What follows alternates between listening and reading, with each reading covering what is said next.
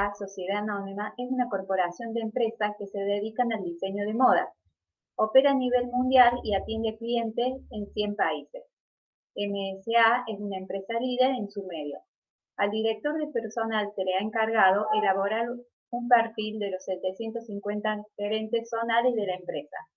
La característica a determinar es su sueldo medio anual. Tomando como población a los 750 gerentes, se extrae la siguiente información. La media poblacional MU igual a $1.150, desviación estándar poblacional sigma igual a $250.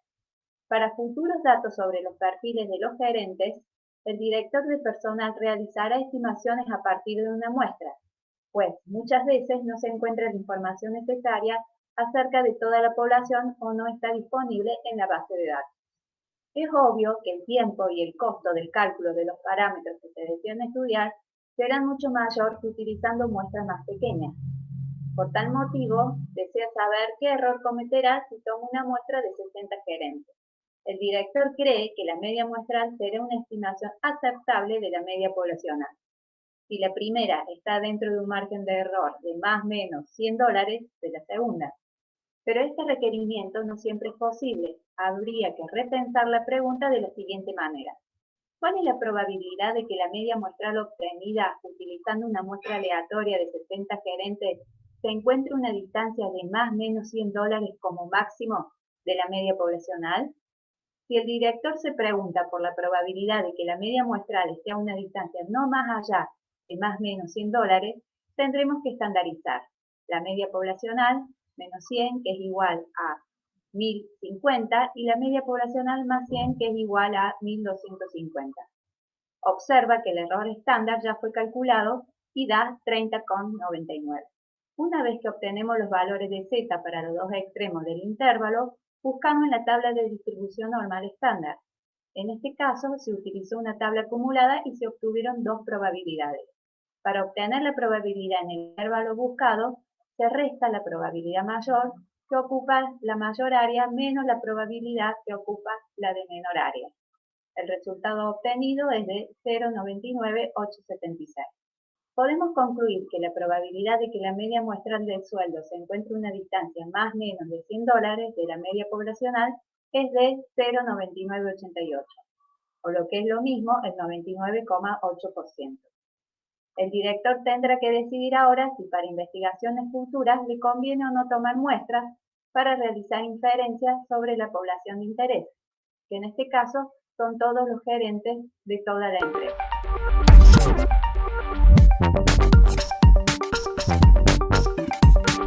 Un estudiante de administración tiene que hacer una compra de 3 libros: Estadística para Administración, Cultura Organizacional y Sociología. En promedio, los precios que se han encontrado para cada libro han sido respectivamente $1.500, $2.000 y $2.500. El estudiante desea estimar puntualmente el gasto medio que debe realizar en la compra de los libros. Se solicita que le ayudes a analizar cuáles de los estimadores le conviene utilizar. Los estimadores son, como se ve en pantalla, T1, T2, T3. Estos 3 estimadores están estimando a la media poblacional. Se observa la fórmula del primer estimador, indica un promedio de todas las variables de la muestra. En el estimador T2 sucede lo mismo, pero en lugar de dividir la sumatoria de las variables por n, lo divide por n-1. Y el tercer estimador T3 es la semisuma de los valores extremos de la distribución. Tenemos que analizar cuál de estos estimadores es el más conveniente para estimar el gasto medio de la compra. Entonces, antes de comenzar a analizar cuál es el mejor estimador, repasemos los conceptos de estimación y estimador. La estimación está referida a las conclusiones sobre la población que se obtienen a partir de la evidencia recogida en una muestra. El estimador es un estadístico de la muestra, que viene dado por una fórmula, por ejemplo, la media muestral, la proporción muestral, la desviación estándar muestral, que son los principales estimadores. En cambio, la estimación es el valor específico que se obtiene a través de este estadístico que es el estimador. Entre los ejemplos de una estimación se puede encontrar la media muestral es igual a 3,5 centímetros, o proporción muestral que es igual a 0,30 votantes, etc. Analicemos la situación problemática y calculemos dichos estimadores con los valores que se dan como dato en el caso planteado. En este caso, los precios medios de los 3 libros. Sustituimos las variables por los datos y calculamos los 3 estimadores. Observa que T1 y T3 tienen el mismo valor. Pero, ¿cuál será el mejor de estos dos estimadores? Analicemos las propiedades una por una aplicadas a estos estimadores. Si analizamos la sesgadez, vamos a ver que T1 y T3 son sesgados, pues son iguales al promedio, es decir, su valor es igual al parámetro que se quiere estimar. Pero de las 3 fórmulas, la T3 no toma en cuenta todos los valores de la variable. Esto muestra que de 2 estimadores distintos se puede obtener el mismo valor, lo cual no quiere decir que los dos sean buenos, simplemente son sesgados. Analicemos ahora la eficiencia entre T1 y T3. ¿Cuál de los dos tendrá menor varianza? Observa que a T2 lo hemos dejado de lado porque es un estimador sesgado, tiene mayor variabilidad. Volvamos los estimadores T1 y T3 y calculemos la varianza de cada estadístico. Observa que la fórmula de la varianza es la varianza muestral. Si recuerdas la medida de dispersión cuando se trata de una muestra, tanto la varianza como la desviación estándar se calculan dividiendo por el tamaño de la muestra menos 1. Realizando los cálculos resulta que T1 es más eficiente que T3 por tener menor varianza. Analicemos ahora la consistencia. Para analizar esta característica tenemos que buscar los estimadores que estén en función del tamaño de la muestra. En este caso son T1 y T2. Ambos estimadores reducirán el error al aumentar el tamaño de la muestra. Por lo tanto, son consistentes. En cambio, T3 no depende del tamaño de la muestra para calcularlo. Si analizamos la suficiencia, vemos que T1 y T2 utilizan todas las variables de la muestra que serían los precios de los 3 libros. En cambio, T3 solo utiliza 2 de los 3 valores de la variable. Concluimos que T1 y T2 son suficientes. Como vemos, no es fácil decidir cuál es el mejor estimador. Por eso es que analizaremos el siguiente cuadro resumen, para ver qué estimador es el que tiene mayor cantidad de propiedades. En la fila están los 3 estimadores y en las columnas las características. El estimador que en este caso cumple con todas las características mencionadas es T1, que era de esperarse, pues la fórmula de la media. Por lo tanto, es el mejor estimador de los 3 para calcular lo solicitado en la situación problemática. La media de la muestra es el mejor estimador de la media de la población. Es sesgada, consistente, el estimador más eficiente y siempre y cuando la muestra sea lo suficientemente grande, su distribución muestral puede ser aproximada por medio de la distribución normal.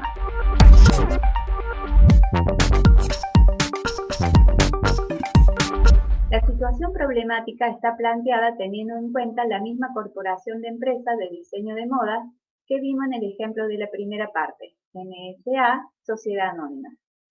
Recuerda que el director de personal se le ha encargado elaborar un perfil de los 750 gerentes zonales de la empresa. En esta ocasión, la característica a determinar es la proporción de gerentes que han completado el programa de capacitación de la empresa. Con la misma muestra aleatoria de 60 gerentes, tomada para el anterior estudio, desea realizar la estimación solicitada. Se obtuvieron los siguientes resultados muestrales. 38 gerentes han completado el programa y el resto no.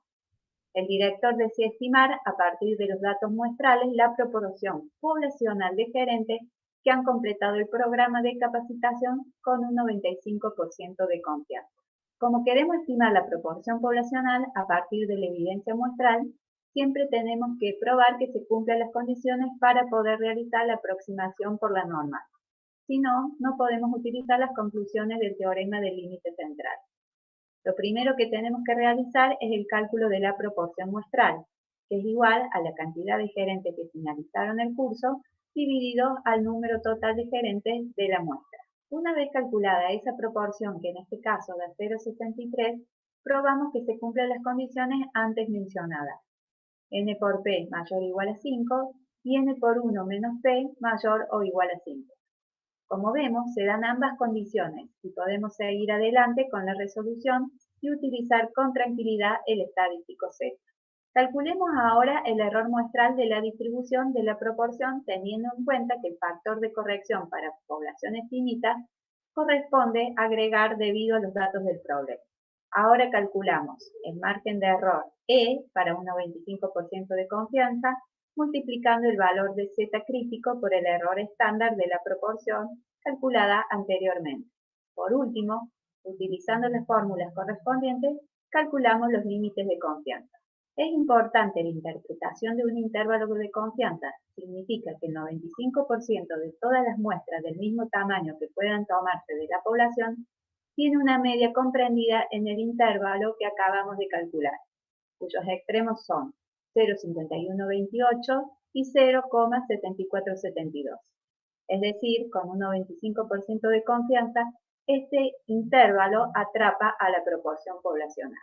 Concluimos que existe un 95% de confianza de que la proporción poblacional esté contenida en el intervalo antes mencionado.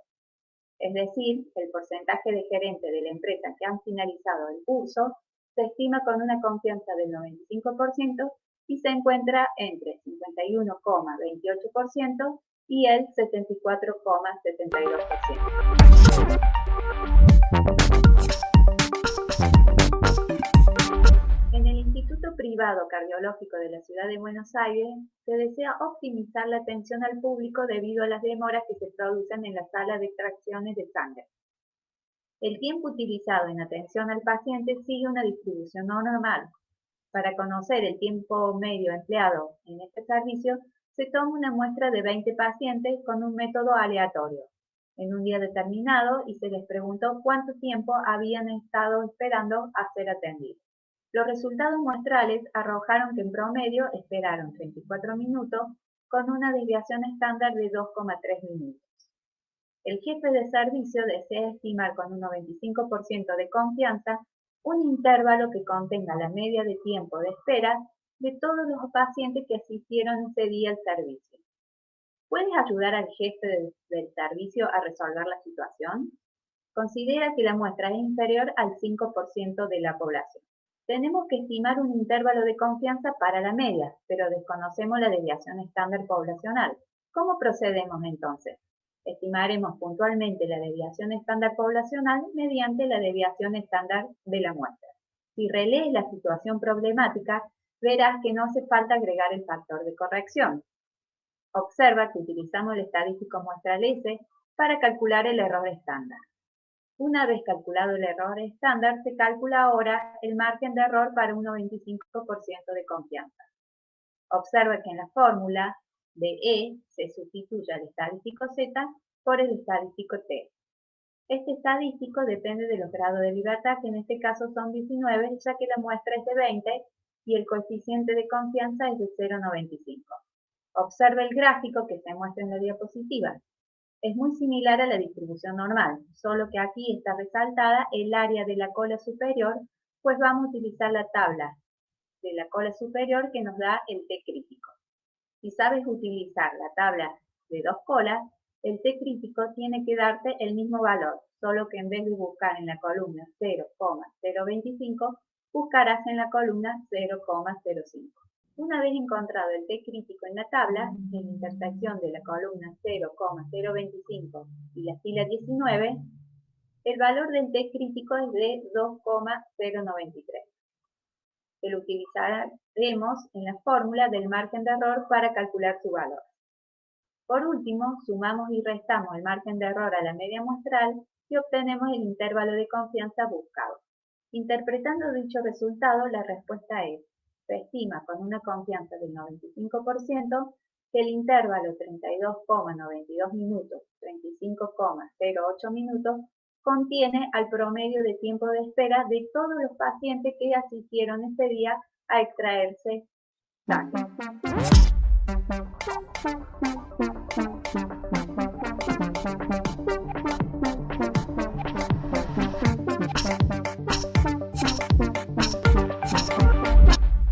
En la actividad práctica se te solicita lo siguiente. El grupo de administradores de la página web desea que le presentes un informe detallando los pasos realizados en un archivo Word y con la utilización del editor de ecuaciones de Microsoft. los desarrollos y las respuestas a las siguientes preguntas. A. ¿Cuál es el margen de error que deberían estar dispuestos a aceptar si se desea en su estimación una confianza del 95%? B. ¿Qué sucedería con el tamaño de la muestra si está dispuesto a aceptar un margen de error menor al calculado en el punto anterior? En lo primero que tienes que fijarte es qué datos necesitas para calcular el margen de error para el caso solicitado en la actividad práctica. ¿Se trata de una estimación para la media poblacional o para la proporción poblacional? En la situación planteada, para calcular el margen de error o el error estimado, ¿necesitas calcular el error estándar de la distribución o el de las medias muestrales? Si necesitas calcularlo, ¿qué desviación estándar poblacional vas a utilizar? Si no la tienes, ¿puedes utilizar la desviación estándar muestral como estimador de la desviación estándar sigma? ¿Cuál es ese valor? Para el cálculo del error estándar es necesario utilizar el factor de corrección para poblaciones finitas. ¿Qué distribución es más apropiada para utilizar con datos de este problema? ¿La distribución normal o la t-de-Student? ¿Por qué? ¿Se dan los supuestos? Para calcular el margen de error, nos interesa conocer a priori el nivel de confianza. Si es así, asegúrate de saber cómo se maneja la tabla que vas a utilizar. ¿Qué relación existe entre el tamaño de la muestra y el margen de error E? La actividad práctica de este módulo te solicita un informe dando respuesta a las consignas solicitadas. Informe estadístico para NKTLINK. A. Aquí tienes que aplicar la fórmula para el margen de error solicitado. Es apropiado utilizar el estadístico T, porque se dan todas las condiciones para ello. Normalidad de la población, muestra menor a 30 y desviación estándar poblacional desconocida. Datos. Este cálculo es válido si utiliza la tabla T de la cola superior. Si utiliza la tabla T de combinación de las dos colas, tiene que buscar 0,05 como explicamos en la lectura 4. El resultado, obviamente, debe ser el mismo. A la desviación estándar de la muestra la utilizaremos como estimador puntual de la desviación estándar poblacional. Calculemos el margen de error solicitado. El margen de error es de 46,28 pesos. Conclusión. El margen de error que se acepta para una estimación de la media poblacional con el 95% de confianza es de 46,28 pesos. B. El margen de error es la diferencia entre el verdadero parámetro poblacional y el estimado. Por lo tanto, si deseo un margen de error menor, es decir, acercarme más al verdadero parámetro poblacional que desconozco, tendré que aumentar el tamaño de la muestra. Observa que el tamaño de la muestra está en un denominador y el estadístico que representa el coeficiente de confianza deseado figura en el numerador.